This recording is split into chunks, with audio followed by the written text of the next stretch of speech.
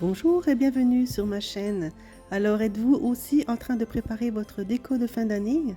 Je vous propose ici de réaliser une déco de l'Avent faite de 4 maisonnettes qui remplacent donc les bougies traditionnelles et que l'on pourra illuminer les 4 semaines qui précèdent Noël. Commençons par les petites maisons avec un morceau de 14 sur 29,7, des plis à 7, 14, 21 et 28 cm et dans l'autre sens un pli à la moitié à 7 cm.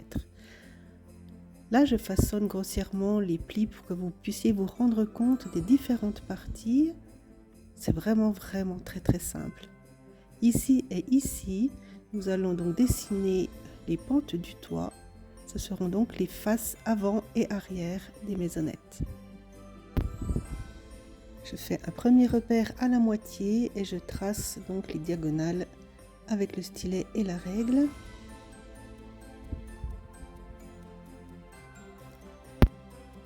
Avec des poinçons, des perforatrices, on peut faire donc des petits trous qui laisseront passer la lumière.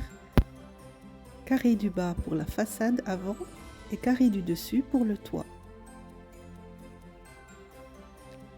Ensuite, c'est le moment de façonner correctement les plis avec votre plioir en os.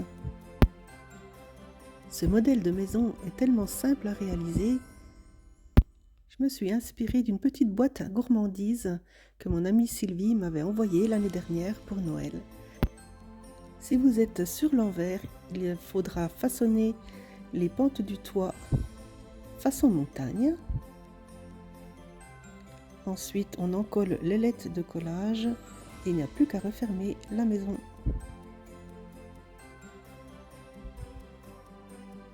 C'est déjà terminé.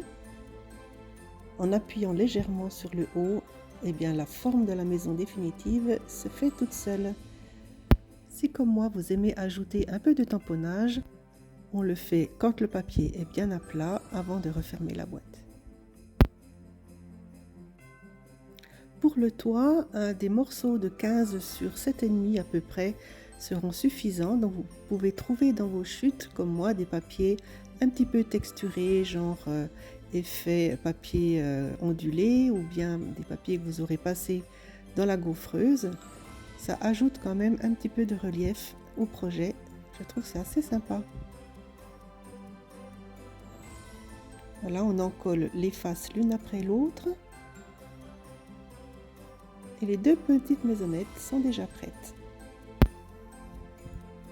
C'est autour des deux grandes maisons et on a besoin d'une feuille entière avec les 4 plis 7, 14, 21, 28 et en position portrait c'est un pli à 14 cm. Ensuite le travail se fait à l'identique, y compris pour le toit.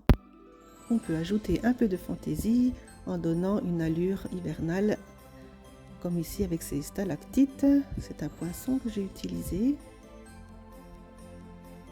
C'est le moment de parfaire un petit peu notre déco. Vous pouvez utiliser des perles, des strass ou comme ici un effet lac ou peinture gonflante.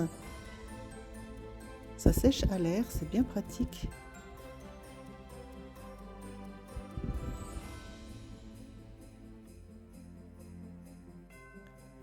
Un, 2, 3, 4. Ce sont donc les 4 chiffres dont nous aurons besoin pour coller sur les morceaux de calque qui nous restent encore à faire.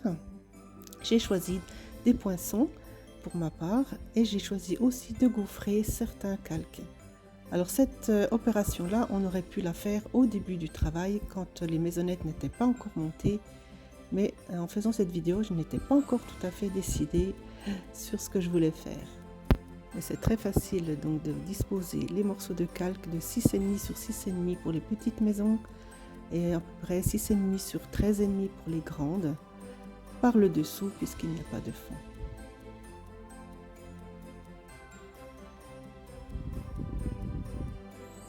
Et voici la dernière. J'ai choisi de mettre les numéros en 3D et voilà ce que ça donne. J'espère que ce projet vous plaît, que vous aurez envie de le reproduire pour votre intérieur. Et voilà un aperçu de ce que cela donnera à la fin de décembre, une fois que les 4 maisons seront illuminées.